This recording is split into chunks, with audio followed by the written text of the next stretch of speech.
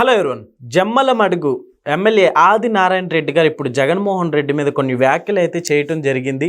Liquor స్కామ్లో 400 కేజీల బంగారం భారతీ గారికి చేయించారంటూ వ్యాఖ్యానించారు. సో ఇదే అంశం మీద ఒకసారి విశ్లేషణ తీసుకుందాం. ప్రస్తుతం మనతోటి జర్నలిస్ట్ జగదే ఉన్నారు, వెల్కమ్ చెప్దాం. Hello sir. హలో సార్, నిజంగా 400 కేజీల బంగారం చేయించుంటారంటారు? జగన్మోహన్ రెడ్డి గారి వ్యవహారం ఎప్పుడు తెర మీదకి వచ్చినా ఎందుకో వైఎస్ భారతి గారు పేరు కూడా, మేడం గారి పేరు కూడా వినిపిస్తూ ఉంటుంది.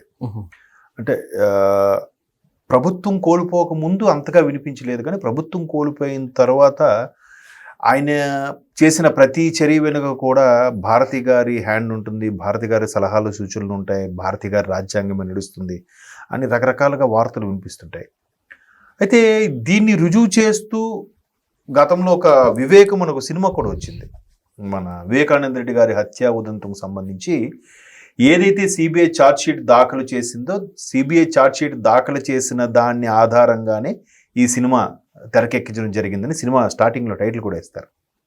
అక్కడ మనకు తెలియని విషయాలు కూడా చాలా వరకు తెలిసింది. ఏంటంటే రాజశేఖర్ రెడ్డి గారి కుటుంబము, అటు భారతీ గారి కుటుంబము అన్నదమ్ముల అంటే వంశవృక్షం చూపించాడు అనమాట. ఫస్ట్ రాజారెడ్డి గారి తండ్రి ఎవరు, రాజారెడ్డి గారి తర్వాత అన్నదమ్ములు ఎవరు, ఆ అన్నదమ్ముల పిల్లలు ఎవరు, ఆ పిల్లలే ఒక వంశవృక్షంలో ఉండేవాళ్ళు అవినాష్ రెడ్డి గారు, భారతిరెడ్డి గారు, ఇంకొక వంశవృక్షంలో ఉండేవాళ్ళు రాజశేఖర రెడ్డి గారి ఫ్యామిలీ. సో ఇక్కడ 4-5 అన్నదమ్ములు వీళ్ళు, రాజశేఖర రెడ్డి గారు, జార్జి రెడ్డి, వివేకానంద రెడ్డి గారు, 4 అనుకుంటా. సో ఇటుపక్క కూడా 1-2 ఉన్నారు, వాళ్ళ తాలూకు సంతానం. సో అందులో ఒక ఆడపిల్ల తాలూకు బిడ్డ భారతి గారు, ఇంకొక కజిన్ అంటే రాజశేఖర రెడ్డి గారికి కజిన్ బిడ్డ అవినాష్ రెడ్డి గారు. సో అవినాష్ రెడ్డి గారు, జగన్మోహన్ రెడ్డి గారు ఇంటి పేరు ఒకటే, బ్రదర్స్. భారతి గారు మరదలు అవుతారు వరుసకి. సో ఆ సినిమాలో మనకు అది చూపించింది ఏంటంటే మొత్తం అటు భారతి గారు కుటుంబ సభ్యుల నుంచే చక్రం తిప్పారు, అంటే ఆ వంశవృక్షం నుంచే మొత్తం జరిగింది అనేలాగా చూపించారు.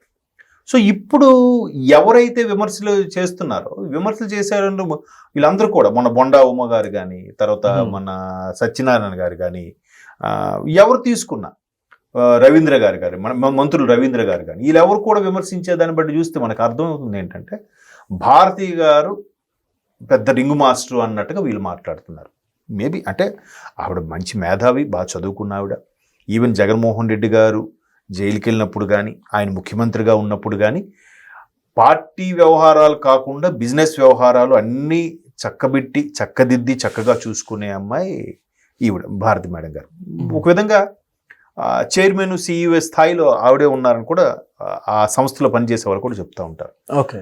సో ఇప్పుడు ఈ లిక్కర్ స్కామ్ ఏదైతే దేశవ్యాప్తంగా సెన్సేషన్గా మారిందో, ఏది మన ఢిల్లీ ఆయన పేరు కేజ్రీవాల్ ఘటనతో పోల్చితే, ముఖ్యమంత్రి హోదాలో ఉన్న వ్యక్తి అరెస్ట్ అయితే, ఇక్కడ ముఖ్యమంత్రి హోదా లేదు, పోయింది, ఒక ఎమ్మెల్యే పదవిగా ఉన్నారు, ప్రతిపక్ష హోదా కూడా లేదు, ఇతను చేసింది చాలా పెద్ద స్కామ్ అని చాలా కథనాలు అయితే వస్తున్నాయి. ఈవెన్ నేషనల్ ఛానల్లో కూడా వచ్చాయి. జస్ట్ 100 కోట్ల స్కామ్కే కవిత గారిని 5 నెలలు 6 నెలలు అరెస్ట్ చేస్తే, ఏది కల్వకుంట్ల కవిత గారిని, ముఖ్యమంత్రి స్థాయిలో ఉన్న కేజ్రీవాల్ గారిని అరెస్ట్ చేస్తే, ఆ ఢిల్లీ లిక్కర్ స్కామ్ ఏదైతే ఉందో అది ఈ ఆంధ్రప్రదేశ్ గత ప్రభుత్వంలో జరిగిన లిక్కర్ స్కామ్తో పోల్చితే జూజూబీ అంట. అంటే ఇది ఆంధ్రప్రదేశ్ లిక్కర్ స్కాము అనేది, ఢిల్లీ లిక్కర్ స్కామ్ అనేది ఒక పెద్దపరిగ అయితే, ఆంధ్రప్రదేశ్ లిక్కర్ స్కామ్ ఒక తిమింగలం అని. సార్, ఇప్పుడు ఈ లిక్కర్ స్కామ్ కి సంబంధించి ఇక్కడ హైదరాబాద్ కూడా లింక్ ఉందని బయట చర్చ. హైదరాబాద్ లో, శంషాబాద్ లో కూడా ఒకసారి 8 బాక్సులు దొరికాయి. 8 బాక్సుల్లో కూడా 11 కోట్ల రూపాయల క్యాష్ ఉందంట. ఎక్కడది క్యాష్? అక్కడదే. క్యూఆర్ కోడ్ లేదు, యూపీఐ లేదు, స్వైపింగ్ లేదు, ఆన్లైన్ ఏమీ లేదు, క్యాష్ అండ్ క్యారీ. అది కూడా ఎలాంటివి? టొపాస్ బ్రాండెడ్. వీడు ఎంత కష్టపడి కొనుక్కున్నా బ్రాండెడ్ ఏమి అలౌ చేయలేదు. ఓన్లీ మేము చేసినవి తినాలి, మేము చేసినవి అమ్మాలి. చూసారా, ఒకప్పుడు మొఘళ్ళ పరిపాలన ఉన్నప్పుడు మేము చెప్పిందే శిస్తూ, జిజియా పన్ను కట్టాలి, మేము చెప్పిందే తినాలి, మేము చెప్పిన ప్రార్థనలే చేయాలి అన్నట్టు ఎలాగైతే వాళ్ళు సుల్తాన్లు, మొఘళ్ళు ప్రజల్ని పీడించారో, అలాగా వీళ్ళు ఈ లెక్కర్ పరంగా మేము ఇదే అమ్ముతాం, ఇదే తినాలి, మీరు బ్రాండెడ్ అంటే కుదరదు, దొరకవు. ఒకవేళ బ్రాండెడ్ ఎవరిని పట్టుకున్నా వాడి మీద కేసు, ఏదో అరెస్టులు, సస్పెన్షన్లు.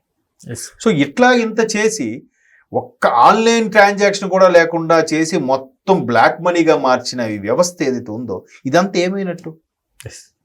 ఎంతమంది సిట్ అధికారులు, ఆయన ఎవరు రాజరెడ్డి ఎవరు, ఆయన కసిరెడ్డి ఎవరు, ఆయన విజయసాయిరెడ్డి గారిని పిలిచారు. తర్వాత మా ఎంపీ ఆయన పేరేటి మన పెద్దిరెడ్డి గారు అబ్బాయి మిథున్ రెడ్డి గారు, ఆయన్ని అరెస్ట్ చేశారు. ఇంతమంది వస్తున్నా అందరూ అడిగేదటి బిగ్ బాస్ ఎవరు, బిగ్ బాస్ ఎప్పుడు అరెస్ట్ అయ్యారు? మరి బిగ్ బాస్ తెర వెనుక నడిపించింది ఎవరు? బిగ్ బాస్ ప్రతిదానికి భాగస్వామి ఉన్నది ఎవరు? సో మేబీ దాన్నే ఇప్పుడు Jammalamadugu MLA, BJP MLA Adinarayana Reddy గారు ఓపెన్గా మాట్లాడుతున్నారు. ఇప్పుడు వివేకానంద రెడ్డి గారి హత్యా ఉదంతం కూడా ఉదయం కాలు జారి పడ్డారన్నారు, మధ్యాహ్నం హార్ట్ స్ట్రోక్ వచ్చిందన్నారు, సాయంత్రంకి ఏదో పడిపోయి హాస్పిటల్కి వెళ్తుంటే ఆందివేలో చనిపోయాయని చెప్పారు. ముఖ్యమంత్రి స్థాయిలో ఉండి పొద్దున్న ఎప్పుడో ముందు రోజు రాత్రి వేకుజామున చనిపోతే నెక్స్ట్ డే సాయంత్రం 5 గంటల వరకు ఎందుకు వెళ్ళలేదు? సొంత బాబాయ్ మాజీ మంత్రి, స్వయాన మాజీ దివంగత ముఖ్యమంత్రి రాజశేఖర రెడ్డి గారి సోదరుడు. అదే వాళ్ళకు ఫ్యామిలీ వైపు కన్నెత్తి చూసి వాళ్ళని మర్డర్ చేసే దమ్ము ఎవరికైనా ఉందండి? వాళ్ళ ఫ్యామిలీలో ఎవరికైనా వాళ్ళ ఫ్యామిలీ వైపు చూసే ఇదైనా? అటువంటి వ్యక్తి హత్య గావించబడ్డాడు అనేది కదా ఇప్పుడు సెన్సేషనల్. ఎవరు పాత్ర ఉంది? అదే ఇప్పుడు జమ్మలమడుగు ఆదినారాయణ రెడ్డి గారు ఓపెన్ స్టేట్మెంట్ ఇస్తున్నాడు. ఆయన ఇది చాలదన్నట్టు ఆ లిక్కర్ స్కామ్లు ఏదైతే ఉందో అది బజాయించి మొత్తం దోచేశారు. ఒక్క భారతీ గారికే 400 కేజీల బంగారం దాంతో చేయించుకున్నారు. బంగారం అంటే మాకు తరతరాల నుంచి వచ్చిందని చెప్పుకోవచ్చు కదా, దాన్ని బంగారంలా మార్చుకున్నారు క్యాష్ అంతటి కూడా అని ఆయన స్టేట్మెంట్ పబ్లిక్గా చెప్తున్నాడు ఆయన. ఓకే, ఇంకా తప్పించుకునే అవకాశం లేదు, రేపు మాపు అరెస్ట్ అంటున్నారు, కానీ అవి ఏవీ జరగట్లేదు. ఇక్కడ ఆశ్చర్యం ఏంటంటే ప్రతి ఒక్క నాయకుడు విమర్శిస్తున్నారు, అరెస్ట్ అవుతారు అంటున్నారు. బట్ ప్రజల్లోకి వెళ్తే అడిగే ప్రశ్న ఏంటంటే బిగ్ బాస్ అరెస్ట్ ఎప్పుడు అవుతుంది, ఎలా అవుతుంది? ఇంత ఓపెన్, ఆఖరికి ఒక పేరు అనవసరం కానీ మాజీ చీఫ్ సెక్రటరీ కూడా ఆయన క్లియర్గా చెప్పాడు. జగన్మోహన్ రెడ్డి అది ఏమిటో ధైర్యం నాకు అర్థం కాదు, ఎంత ఓపెన్గా, కనీసం ఒక రసీదు లేదు, ఒక ఫోన్పే లేదు, ఒక బ్యాంక్ ఆన్లైన్ ట్రాన్సాక్షన్ లేకుండా కేవలం క్యాష్ అండ్ క్యారీతోనే పక్కాగా దొరికిపోయాడు. ఆయన తప్పించుకునే అవకాశమే లేదు. అంత ధైర్యం ఎలా చేయగలిగాడు? అది ఎప్పటికైనా ఆయనకి తలకు చుట్టుకునేదే అని ఏమీ లేదు. ఎప్పుడో 12 ఏళ్ల కిందట అరెస్ట్ అయిన విషయాలే ఇప్పటికీ ఆయన బెయిల్ మీద చక్కగా చలామణి అవుతున్నాడు, తిరుగుతున్నాడు. బిడ్డలు కలవడానికి లండన్ వెళ్ళి వస్తున్నాడు, జాలీగా ట్రిప్పులు పిలిపోయేస్తున్నాడు, కోర్టు పెర్మిషన్ తీసుకుంటున్నాడు, శుక్రవారం అటెండ్ అవుతున్నాడు. ఏంటిది? ఎక్కడ లోపం ఉంది?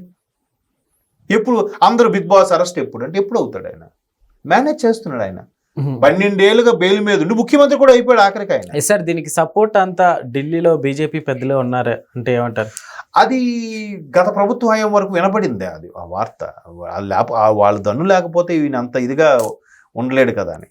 ఎప్పుడైతే కూటమిలో జనసేన టీడీపీ కూడా జత అయ్యాయో ఇప్పుడు ఏం చేయాలో తోచక ఆచితూచి అడుగులు వేస్తున్నారు. అండ్ మోరోవర్ ఇప్పటికీ కొంతమంది ఫాలో అవ్వవలసి ఉన్నారు. గొర్రెలు అన్నారో వాళ్ళని ఏమన్నాలో తెలియదు, పచ్చిగా వాదించి లేదు ఈయనది జగన్మోహన్ రెడ్డి గారిదే రైటు అనే వాళ్ళు కూడా ఉన్నారు. ఇప్పటికీ చాలామంది మేధావులు, విశ్లేషకులు కూడా ఉన్నారు.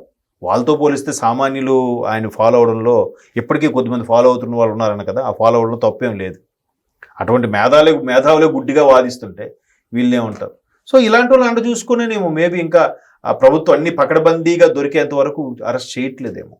ఓకే, చూద్దాం. ఎప్పుడైనా నిండాలి కదా, పాపాల చిట్టా నిండితే అప్పుడు వాళ్ళు ఈలోకి ఏవైనా దొరికితే అప్పుడు చూస్తారు. అంతవరకు వెయిట్ చేయాల్సిందే. Okay sir, thank you.